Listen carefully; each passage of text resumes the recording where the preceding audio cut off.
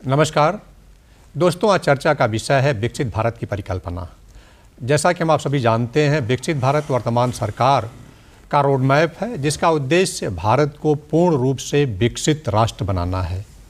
तो सरकार किस तरह से रोड मैप तैयार कर रही है और इस मुकाम को हम कैसे हासिल कर सकते हैं, इसी विषय पर जानकारी देने के लिए हमारे साथ हैं महात्मा गांधी काशी विद्यापीठ, पंडित मदन मोहन मालवीय हिंदी पत्रकारिता संस्थान के associate professor doctor Nagendra Kumar Singh. Doctor साहब, आपका कार्यक्रम में बहुत बहुत स्वागत है। सर नमस्कार, आपका भी धन्यवाद जी। हर राष्ट्र का एक विजन होता है कि हमारा देश आर्थिक रूप से समृद्ध हो, सामाजिक रूप से प्रगति करे और लोगों की जो क्वालिटी ऑफ लाइफ हो वो अच्छी हो जी। तो ऐसे में विकसित भारत है क्या और सरकार किस तरह से रोड मैप तैयार कर रही है? सर देखिए, बहुत ही साफ है कि आज़ादी के हम 75 साल अपने बिता लिए। आने वाला 2047 हमारा अपना 100 वर्ष होगा।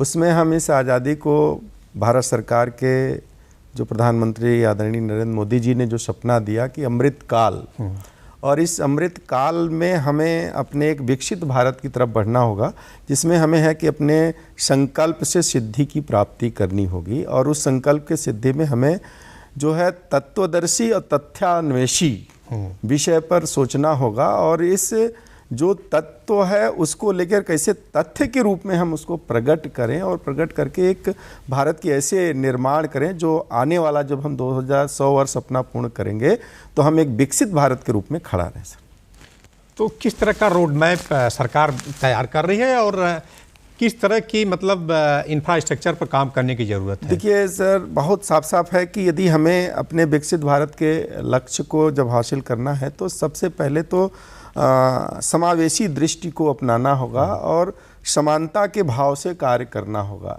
भारत में एक सबसे बड़ी खाई है कि हमारी समतावादी दृष्टि नहीं है। दूसरी एक बड़ी खामी रही, समता मतलब कि लोगों के बीच असमानता बहुत फैली। इससे अब हमें हटना होगा और एक भारत का संकल्प लेके कि हमें विकसित भारत में भारत का नागरिक बन करके इस पर काम करना होगा और एक समरसता कायम करना होगा समाज में। यदि समरसता कायम हो गई तो निश्चित ही जो हमारा रोड मैप तैयार है उसके लिए हमें कुछ ऐसे डायमेंशन है जिस पर हमें फोकस होकर के एक सूत्र में बंध के काम करने होंगे।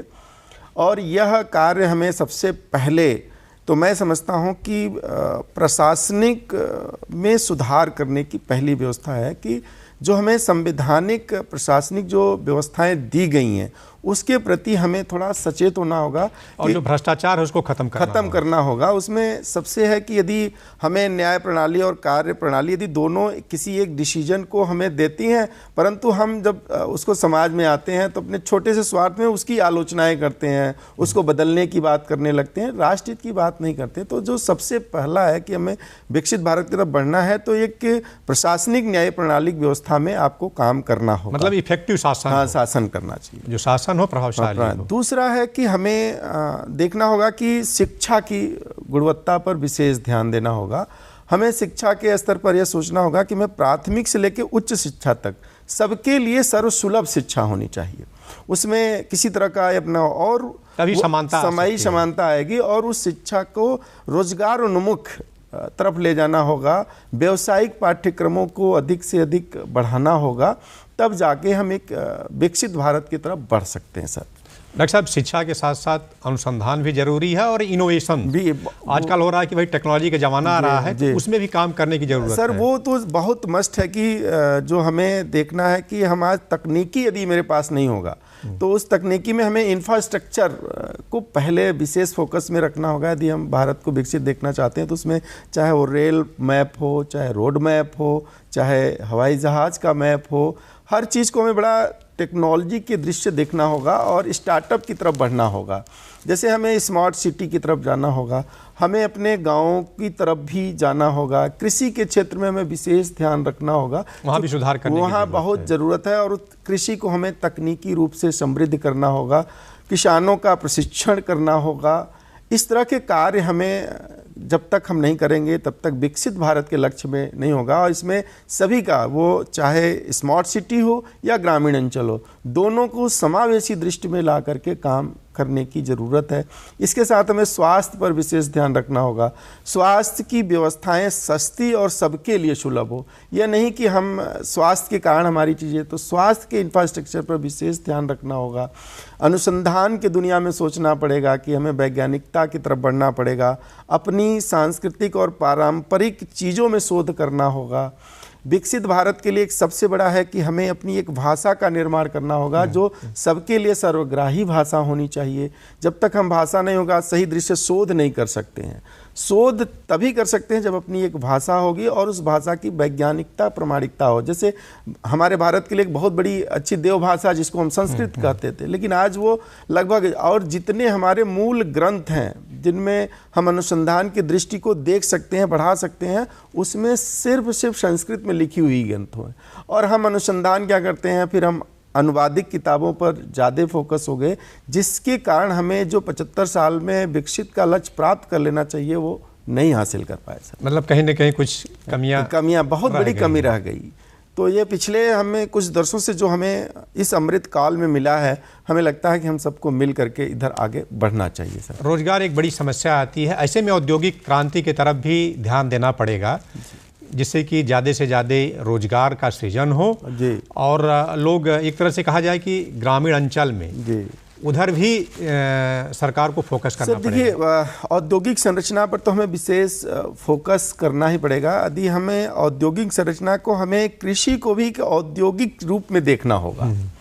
अभी तक हम कृषि को एक व्यावसायिक रूप से देखते हैं, उसको औद्योगिक संरचना में बदलने का प्रयास अभी तक नहीं किया। लेकिन उधर वर्तमान सरकार ने बड़ा फोकस हुआ है। किसानों को जो सम्मान निधि से उनके उत्पाद की क्षमता को बढ़ाने की जो कार्य सरकार कर रही है वो बड़ा ही कारगर है। विकसित भारत में बहुत बड़ी भूमिका। औद्योगिक संरचना के हमें इंफ्रास्ट्रक्चर बदलने की ज़रूरत है। हम जो औद्योगिक संरचना करते हैं वो उसका निर्माण किसी नगरीय सीमाओं में हम ज़्यादा खोजते हैं, जबकि मेरा ये मानना है कि ऐसे संरचनाएं ग्रामीण अंचलों में ज़्यादा होना चाहिए, जिसके कारण क्या होगा कि हमें श्रम साध्य भी मिल जाएगा, हमें युवा भी मिल जाएंगे। अब हमें जो लोग कहते हैं कि बेरोजगारी, मैं कहता हूँ कि बेरोजगारी नहीं, आप स्वरोजगार की तरफ बात करिए, स्वरोजगार की रचना करिए और हर व्यक्ति में ये क्षमता है कि वो 2-4 ऐसे व्यक्ति को रोजगार उन्मुख बना सकता है। तो औद्योगिक संरचनाओं के ढांचा को मैं जो समझता हूं कि अब नगरों की सीमाओं से बाहर होकर ग्रामीण अंचल की तरफ बढ़ने चाहिए। अभी आपने डॉक्टर साहब चर्चा किया कि श्रम सुधार, तो श्रमिकों को भी स्किल करने की ज़रूरत है जिससे कि उनका इनकम भी बढ़े। जी सर, देखिए हमारे यहाँ बताने कि पहले श्रमिकों की कोई पूजा नहीं थी, जिसका परिणाम कि हम सब कुछ होते हुए हम उससे हो गए। हमारे यहाँ विश्वकर्मा की कल्पना है। यदि विश्वकर्मा कल्पना है तो वो कहाँ चले गए? जैसे हम लोग हायर एजुकेशन में देखते हैं, चाहे वो तुलसी रहे हों, चाहे कबीर रहे हों, चाहे रैदास रहे हों, लेकिन उन पर हम उनके ग्रंथों पर शोध कर रहे हैं तो उनकी तो योग्यता नहीं थी।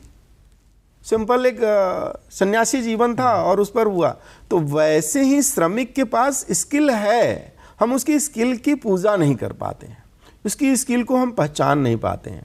इसलिए हमें तो ये कहना है कि जो शिक्षा के क्षेत्र में हमें जो स्किल बेस्ड जो लोग कारीगर हैं उनके विषय को जान करके वो सिलेबस का पार्ट बना देना चाहिए। और एक तरह से कहा जाए कि स्किल के साथ साथ जो इनोवेटिव भी हो, हाँ, जो उसका प्रयोग उसमें हो, मतलब जो कर रहे हैं। जैसे हम मान लीजिए लकड़ी का खिलौना बनाने वाला है, यदि हम उसको सिलेबस का पार्ट बनाते हैं तो वो कैसे बनाते हैं, उसके बनाने का मैकेनिज्म जो बनाने वाला है उसको शामिल करना चाहिए और उसके आधार पर चीज़ों को बढ़ाना चाहिए। जैसे हम कभी कहते हैं ना कि काशी एक बहुत बड़ा औद्योगिक नगरी रही, अब आज वो उद्योग नगरी नहीं रह गई, अब उसको हम सांस्कृतिक और पर्यटन के दृष्टि भी देखने लगे। जबकि यहाँ पर रेशम का व्यापार होता, साड़ी बुनते थे, बनारसी साड़ी अपने आप में थे। तो ये सब चीज़ों को हमें है कि हम जो स्किल था उसकी पूजा हमने छोड़ दिया, यहाँ के कारीगरों को हमने उपेक्षा के दृष्टि से देखा। इसलिए इस आज़ादी के अमृत काल में उनको अब आगे लाना पड़ेगा, उनमें इनोवेसी जैसी माने वही बताया ना कि जो तत्व से तथ्यदर्शी के रूप में उनको प्रकट करने की अब जरूरत आ पड़ी, तभी हम आगे बढ़ सकते हैं। डॉक्टर साहब, ड्रिंकिंग वाटर आज भी एक तरह से कहा जाए कि सबको जो स्वच्छ जल है वो नहीं मिल पाता है, लेकिन सरकार की योजना है नल जल कल योजना, जी जी, तो ये भी काफ़ी महत्वपूर्ण भूमिका निभा सकता है। देखिए, ये तो हमारे लिए एक दुर्भाग्य है। मैं इस सरकार को धन्यवाद देता हूँ कि किसी ने 50 साल बाद इस देश में सोचा कि एक स्वच्छ पेयजल जानी चाहिए। मुझे लगता है कि यह विकसित भारत के लिए एक वो हथियार है जिसमें अब जब आपके पास स्वच्छ जल होगा तो लगभग 90% बीमारी तो वैसे ही खत्म हो जाएंगी। तो जब आप जल स्वच्छ पाने लगेंगे तो आपके अंदर मन मस्तिष्क भी स्वच्छ हो जाएगा। जब मन मस्तिष्क स्वच्छ हो जाए तो आप एक निश्चित ऐसे भारत की संकल्पना में आप अपना योगदान पूरी तरह से निभा सकते हैं सर। और एक तरह से कहा जाए कि जब स्वच्छ पानी मिलेगा तो बहुत सारी बीमारियां जो दूर ऑटोमेटिक दूर हो नहीं होगी और आदमी का जो है बचत बढ़ेगा। जी सर। डॉक्टर साहब, जो न्यू एजुकेशन पॉलिसी है, जी सर, नई शिक्षा नीति, वो किस तरह से विकसित भारत में महत्वपूर्ण भूमिका निभा सकती है? सर देखिए, ये एक मैं समझता हूँ कि लॉर्ड मैकाले के बाद एक भारतीय शिक्षा की कल्पना आई है। इस कल्पना में हमें भारत की संस्कृति और परंपरा दोनों का समावेश है। हम समझते हैं कि ये विकसित भारत के लिए एक सबसे बड़ा ये नींव का स्तंभ बनेगा कि जिस दिन यह पूरी तरह से विश्वविद्यालय और अपने प्राइमरी बेसिक पर यह लागू हो जाएगी, उस दिन हमें लगता है कि भारत वैसे ही विकसित के रूप में दिखने लगेगा। आपको पता चलेगा उसका सीधे है कि आपकी अपनी परंपराओं में, अपनी संस्कृति में क्या है, उसका कैसे इनोवेट लाना है। बच्चे के लिए ये सुविधाएं हैं कि वो अपने चॉइस बेस पर जा सकता है। बच्चे को ये सुविधा है कि वो लगता है कि हमने विषय गलत चुन लिया, अब उसको वो छोड़ करके पिक करके दूसरी जगह जा सकता है।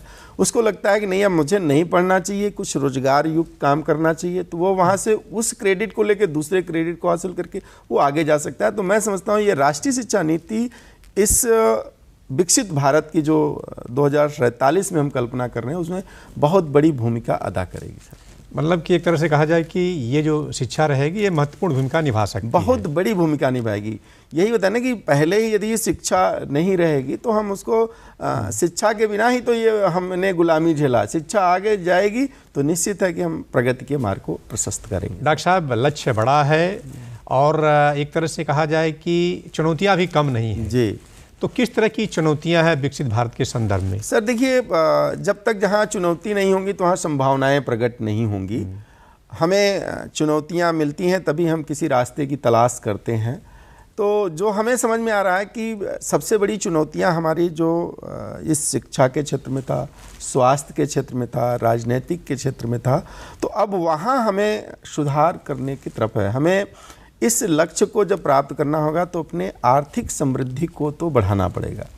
जब हम आर्थिक समृद्धि की तरफ जाते हैं तो हमें राजनीतिक पारदर्शिता को लानी पड़ेगी, क्योंकि उसमें तब हमें इस भ्रष्टाचार के मुक्त राज्य की कल्पना करनी पड़ेगी कि ऐसे शासक हों जो इस राज्य की कल्पना को बढ़ा सकें, माने इस आर्थिक समृद्धि को कायम कर सकें।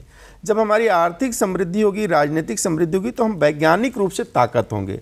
तब हमारी तकनीकी समृद्धि होगी। जब हमारी तकनीकी समृद्धि होगी तो इस विकसित भारत के लक्ष्य को हम सहजता के रूप से प्राप्त कर सकते हैं। ठीक है डॉक्टर साहब, आप एक महत्वपूर्ण विषय पर एक तरह से कहा जाए कि विकसित भारत के संदर्भ में हमारे दर्शकों को इतनी अच्छी जानकारी दी।